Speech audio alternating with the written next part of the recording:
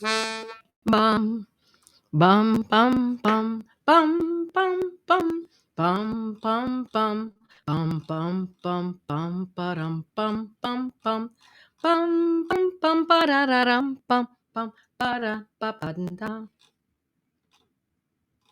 Bum, bum, bum, bum, bum, bum, bum, bum, bum, bum, bum, bum, bum, ba-dum, bum, bum, bum, bum, bum, bum, ba-da-da-dum, bum, ba-dum, ba-ba-da.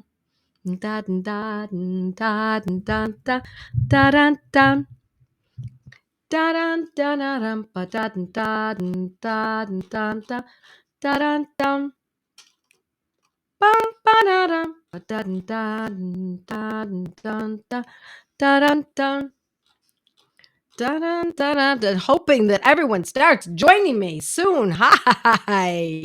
Hello, my mighties, and hello, Facebook Livers. Wonderful to see both. Harry. Yep.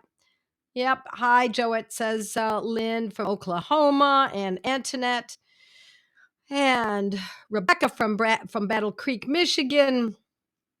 Has it started? It is now just starting, but I'm always delaying a little bit because I see more folks joining in, and I'm looking to see my Facebook to show up here. Is it showing up?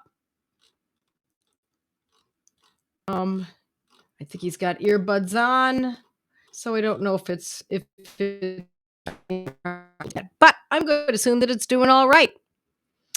And hello, Mindy. Hello, Vicky.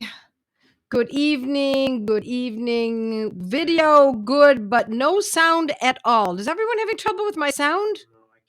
Oh, breaking up a little. Okay. Okay. I'm going to refresh here. So, hi, folks. We're on a really nice. No sound here either, says someone else. Anyone else? Okay. Okay. Now you can hear. You can hear. Okay. All righty. So I'm in Buffalo, and we are under about a foot and a half of snow. It's really, there it is. It's really beautiful. Very, very nice to see. I for the last couple of years is really gives me a wonderful perspective on being in the fresh snow, having grown up in this weather. And when I stepped outside this morning, the smell, the sound, the feel after a fresh snow was just invigorating, absolutely gorgeous. So, for those of you in the north who are enjoying the same that you do, I know we had a lot of shoveling to do today. Excuse me, and I've got a flu here, but I think I'll be all right tonight. I think we can do this. So you may hear me clearing my throat, and just put up with that if you don't mind, okay? So for those of you who are new and don't know me, my name is Joette Calabrese, and I'm a homeopath. And for 35 years, I've been teaching homeopathy, and I love doing so. Taught my own kids, homeschooled them, and taught them homeopathy as well. And then I taught in a local college. I taught to a cloistered nunnery for about 2 years. Taught in schools, in homes, in homeschooling groups, in local private schools, and then in small groups in churches, etc. And that was when I was brick and mortar. Now everything is so different. And so now instead of my teaching one on 30, I'm teaching one on a couple thousand, which is really very exciting. I don't get to see you. I don't get to shake your hand.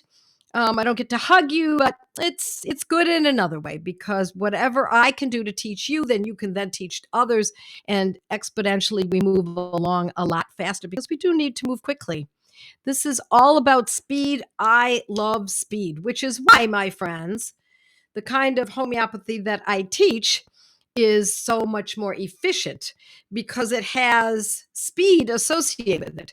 Not only can we see a condition move generally a little faster than if we're using the old fashioned classical way of homeopathy, but more importantly, you can learn it easier and faster, and you can teach it to your children. And so I love being able to do that with you.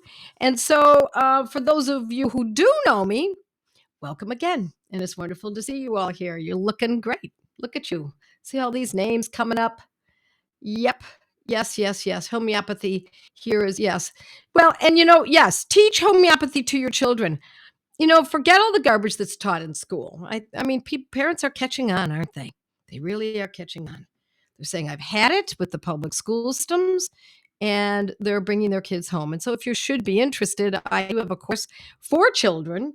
I think we just mentioned it in this the blog last night that I posted, and I'll be mentioning it every now and again. And it's called the Cool Kids Guide to Homeopathy, and it's all about teaching children how to treat animals and how to be discerning and how to observe and know how to look at life from a perspective of self treatment and self care and responsibility, personal responsibility. It's a different way of thinking than our society has gone for a long time. We've been so dependent on what other people tell us to do, haven't we? So, not this bunch. I know you now. I know all of you. Not all of you, but many of you. And it's so fascinating because I see you all as independent thinkers, critical thinkers, and that's what we want. So, tonight we're going to go through my Materia Medica, and we're going to be learning about a medicine that's fun to say. Here's the Materia Medica. Should you be interested, you don't absolutely need it. You can use other Materia Medicas as well that are online, or if you own one. Mine is a very shortened version just to kind of give you a thumbnail picture of a particular medicine. And so tonight I want to tell you about a remedy that I used to help a friend who had a severe head injury. I mean, this was a very severe head injury. It's also a winner, this medicine, for epilepsy. Now, why would that be? Why do you suppose we would find a medicine that's great for a head injury as well as that same medicine would work for epilepsy? I'll let you ponder that and give me some ideas here. It's wonderful to see everyone. Okay, good, good. Sounds good. The sound is good. Let me just, you know what? I'll stay a little bit closer to my microphone, and I'll try not to move. It's hard for me to do that, but I'll try not to move. So the medicine tonight that we're going to be talking about is a fun one to pronounce. It's called Cicuta virosa. Cicuta, Cicuta. That's the first word, Cicuta. Second word is virosa, Virosa, and it's water hemlock. Don't we just love toxins? um, the best medicines, I've said it time and again, the best homeopathic medicines. Excuse me. You're going to be able to fill in this blank for me. The best homeopathic medicines are not always, but most of the really good ones are the ones that hail from a medicine or a substance that is poisonous in its gross form. Now, why is that? Well, because poisons have a whole host of symptoms, haven't they? And we know what water hemlock does. We have the history of water hemlock. We have it in the old botanical books. We have it in old history books, what hemlock will do. And so we know what the symptoms are. And so before someone dies, we have a whole list of those symptoms. And so those symptoms can be very valuable in telling us what this medicine will do when it's made into the homeopathic medicine. Because when we make something into homeopathic medicine, it turns it around and gives us what God intended for us to have. Yeah, so what it means is that there is a medicine for every condition on earth. He did not leave us in the lurch. It is um it is a very well thought out, well organized plan in which everything matters. All substances matter, poisonous or not. And so we love Cicuta virosa for the reason of head injuries. Let's start with that. All righty. I'm going to read from my Materia Medica, and then I jotted some other notes down here so that we can go through it even more further. Okay, so circuita verosa is used for spasms in the nervous system and and epilepsy, vivid dreams, and melancholy. Now, let me just parse this out again. I feel as though I need to do this each time. Those of you who are old hats at this already get this. But for those of you who are new, don't think that there has to be epilepsy, vivid dreams, and all of these have to line up. No, we can use this medicine because someone has epilepsy. We can use this medicine if the dreams are too vivid. Too vivid. We're not going to treat something that is, oh, gee, those are vivid dreams. No, vivid dreams that are dreams that are so vivid and that they are um, weighty. They're a problem. They're not allowing the person to sleep properly. And because of that, we want to be able to treat it. We don't treat non-pathologies. Very different from classical, my friends. The classicals, as I was trained and actually taught for many years myself, use symptoms or uh, behavioral aspects of a personality, or even not even behavioral, could be just physical, to characteristics to help determine a medicine. And I say, no, we should not be doing that. What we should be doing is using the pathology. We are not here to fix characteristics. We are here to fix problems. We are here as homeopaths to correct pathologies. This is not about making someone who is artistic more artistic. This is not about, although that can happen with the correct medicine. Someone feels better, and their ability and their artwork becomes more in depth. But we are not here to judge whether or not someone is athletic or whether they on the left side, et cetera, et cetera. We are looking always in the way that I show is we're always looking at the pathology. What do I mean by pathology? Sufferings. We're not going to treat a non-suffering condition. I hope I make that very clear, okay? So we're not going to treat a vivid dream, but we would if the dreams were pathological. Okay, so there's also melancholy with this medicine. The patient may be violent with frightful distortions and strange desires. Yes, and he may feel sensation of internal chills or feel stupid, childish, or mistrustful of his surroundings. And it's really interesting because there can be howling and moaning and many different kinds of odd sounds emitted from someone who needs circuita verosa. And so when would we use that? Could be after a head injury, just like I'm saying. Could be after an epileptic fit, after a before an epileptic event, or after, or even during, for that matter. So we are watching for these characteristics that are pathological. Okay, delirium, and the gestures can be very strange, and that's often noticed not only with epilepsy, and odd spasms, but also after a head injury, because something is awry in the brain, obviously. So this is also a great medicine for spasms, and that indeed is exactly what happens in seizures. They are a spasm of sort, aren't they? Um, and so it's this is let me just make sure I'm covered this. Yeah. Okay, good. Good. I've covered it from that point of view. I want to look at some other notes that I put aside here. After someone has had a head injury, we can see a minimizing of intelligence. We could call it a retardation after a head injury, and that's what Roger Morrison mentions in his Materia Medica. So when we see someone who's had a head injury, and we're not talking about necessarily the head injury was yesterday. More often than not, we're thinking of circuita verosa later on, maybe a week later, maybe 2 months later, could even be many months later. When we see that someone has had the kind of a reaction in which the gestures are strange, there are clearly perhaps some spasms. There can be, as I said, something as odd as howling. Um, and even an epileptic event after a head injury, that would really kind of solidify this for us.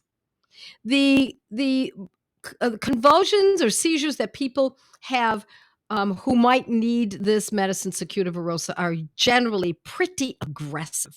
These are not the petit mal; these are often the grand mal seizures, and there can be contortions, kind of not unlike what I was just saying. There's that spasm, so the body may contort, the back may arch, the legs may turn in strange positions. The arms may be thrown about.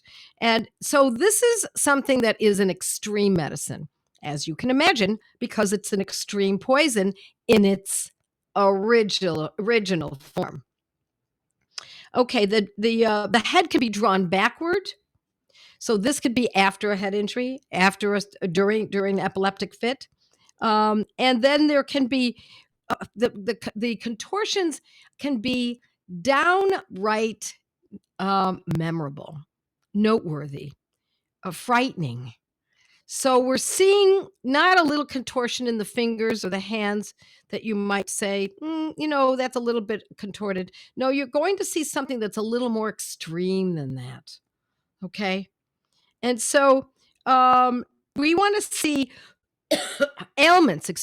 ailments from head injuries, ailments from seizures as well. Obviously, a seizure is an ailment, but ailments from it. So we might see issues where there from the time there was that head injury, now that person is experiencing contortions, and it may not be at the time of the head injury. So I'm trying to give you all the possibilities of how and where this could show up. Um, When there is a seizure, there can be a long blank look. And in petit mal seizures, that's often what we see. In grand mal, it's not a blank look generally. It's you see a complete contortion. And you see the actual visual experience. You're actually seeing the person suffering through the seizure. So could this be used? I said would we use it for a petit mal? No, we wouldn't. And I'm going to change my thinking on that. I'm going to change my report on that. And instead, I'm going to tell you that no, I would use this for a petit mal seizures. But boy, it has such contortions and such extreme physical behavior and even mental behavior that I would imagine that you're going to see this in a greater picture than in a lesser picture. All right. So, excuse me. So, what potency would I use this in? Well, for my friend, I actually use this in a 200C. And the way she was directed to use it was 200C twice daily for just a few days, just to see if we could calm down some of the inability to think clearly. That was really her biggest concern, not having epileptic seizures. She was having um, kind of an inability to find her words. She found her thinking was distorted. She had a difficult time being around sounds, or too many people, too much going on. And this medicine helped a great deal, a great deal. So we only used it for a short period of time, and then we step back and watch. Let's just see how things go after that week or 10 days of using it. And when she reported to me that things had improved, then we stay away from it for a while because as the medicines act nicely, we back off often. Uh, excuse me. I know this is annoying. Please excuse me. I've had this now for a few days. So, so what we're doing is using it. I use it in a 200C. Now, I've also used this Secuta verosa in a 6C, and then I would use it twice daily, most definitely. Now, in that situation, I've used that for when there is epilepsy and it's a daily event, or it's at least several times a week event. And so that would justify the use of it more frequently. And I've had very, very good results with this medicine. Very good. All right. Let's see if we've got some questions here. Okay, my seizures would render my right side paralyzed until the seizure was done. My eyes would roll back and I would vomit. My daughter has narcolepsy. Doctors say no connection genetically. I beg to differ. I beg to differ too. Well, when they say no, I mean, really, that's just to me, that's just logical, but they're probably looking for some test that indicates it. And I find that tests, my friends, are often wanting. Does it work just after a head injury? What if a seizure with the same characteristics appears after a viral infection? Um, well, if you were listening now, I said earlier, maybe you came in late, that you don't need to have each one of these conditions in order to use this medicine. So it could be from a head injury, could simply be from seizures, could be from a head injury that causes seizures. See where I'm going with this? And I want you to remember that this is the way homeopathy works. Do not look for things to all lay out exactly. We do not need all the keynotes. We can be very happy with one good, strong keynote. All right, let's see what else we've got here. How am I treating myself? Yeah, well, I'm using Eupatorium 1M, taking it every 3 hours, and I was using Aconitum 200 with Bryonia 30, and I was taking that every few hours as well. And, I'm taking a lot of naps. I sleep between my appointments. And, I sleep a long time into the next day, and I'm not nearly as sick as I was. So I don't have any aches any longer, all of that is gone. And, now it's more just tiredness and this, kind of congestion, a little bit of a cough. So that might help you folks.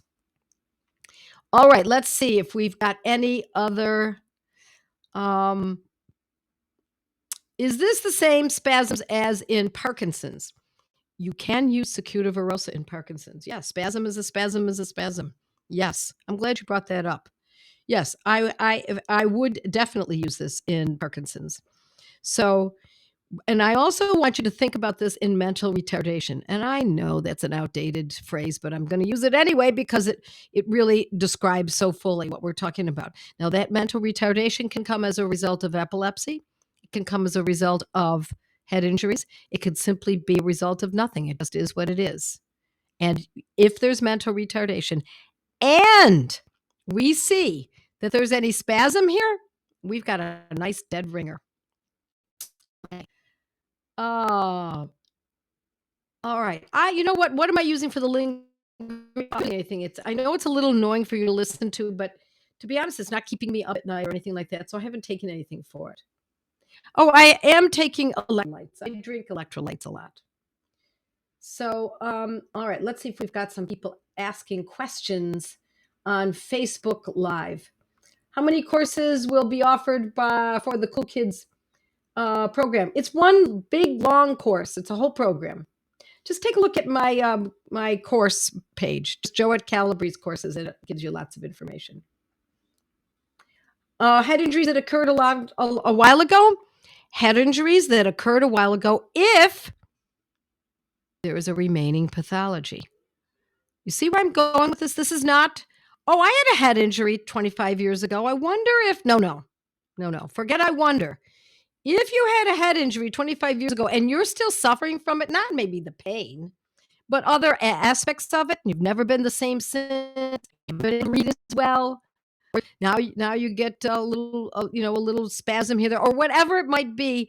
Now we treat it. So could it be from years ago? Yes, as long as there is something there to treat. Okay. Remember, and this is what I think causes the most confusion in homeopathy, is that people come to homeopathy circuitously, not circuita, but circuitously. And what I mean by that is they come from conventional medicine. They're very unhappy with that. They start looking around. They go to a health food store. The first thing they learn about are vitamins. Okay, I think I'll just take a lot of vitamins. Okay, vitamin therapy. Okay, and then that's a little bit hard to swallow, so to speak. Ziploc baggies full of those pills. And so then they think, well, maybe I should look into herbs. And so I love herbs. I think herbs have a lot of great value in treating human and animal health. Um, and so that's good too. And then they go into essential oils, and but what we're and that these vitamins though keep remaining as a part of people's awareness. And it's because the argument for vitamins is that we live in a world where there are very few vitamins available in our food. Well, I always wonder about that. So aren't the vitamins from this earth too?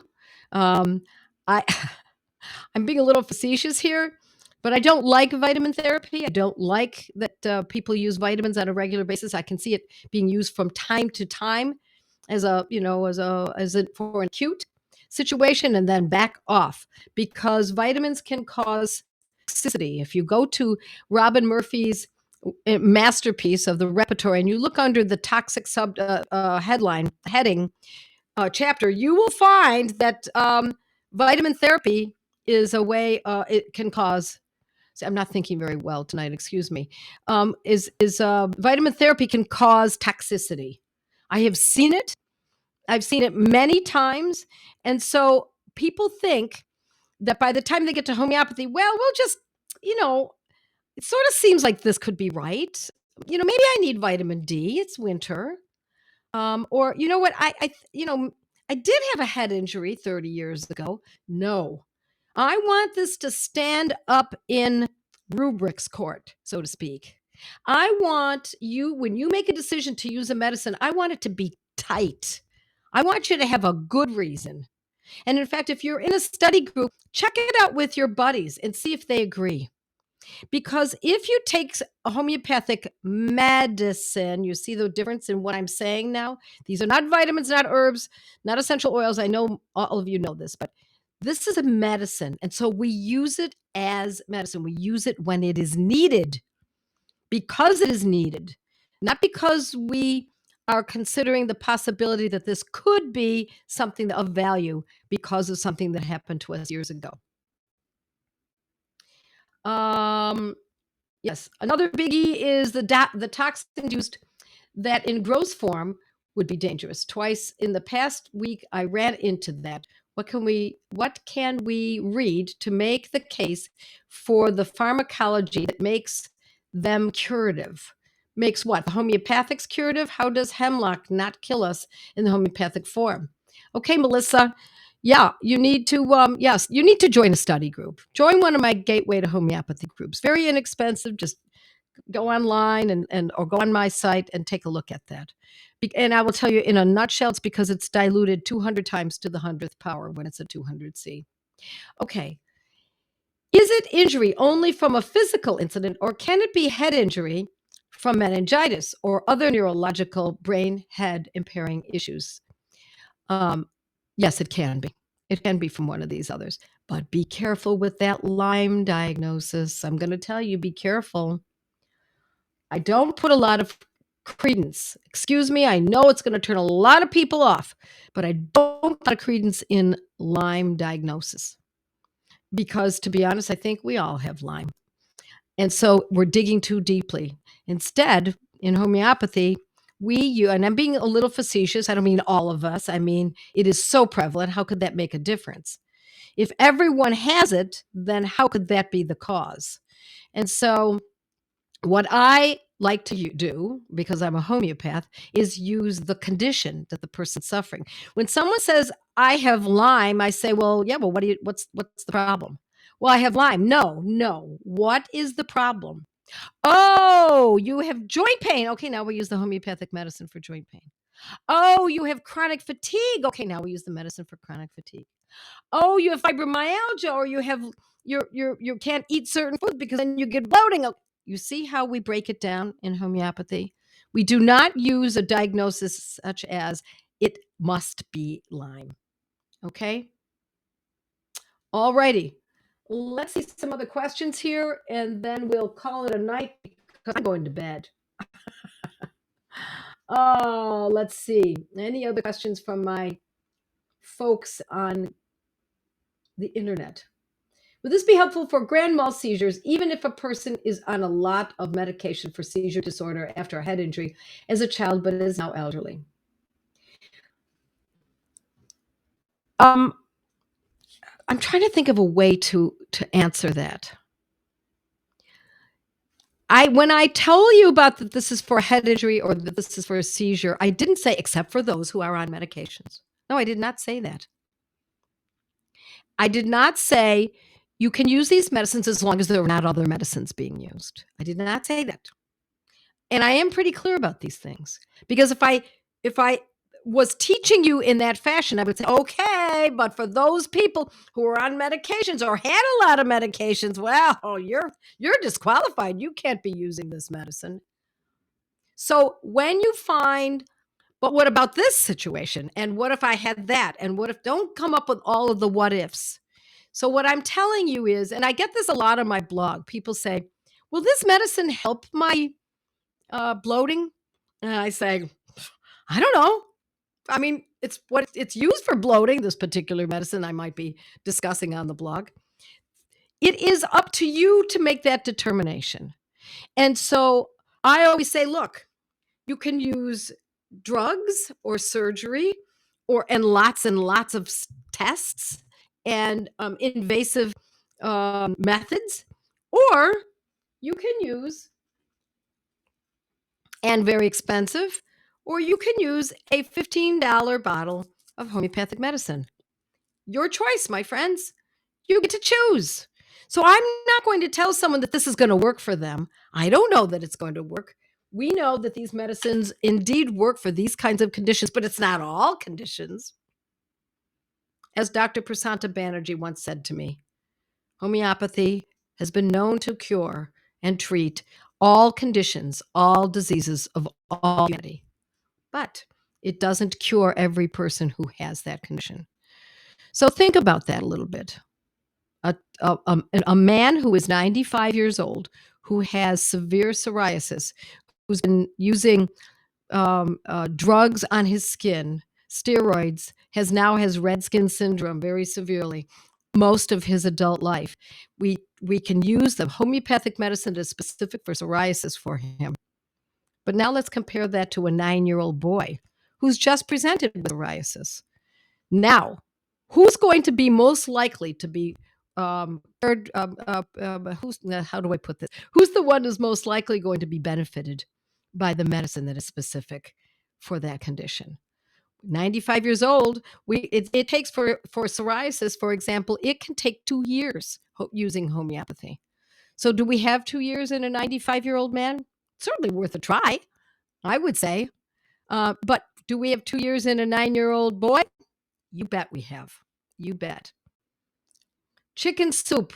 Yes, it is chicken soup time. I know my my brother said he was going to stop by with some probably tomorrow. We got so much snow that we're all snowed in. All righty, my friends.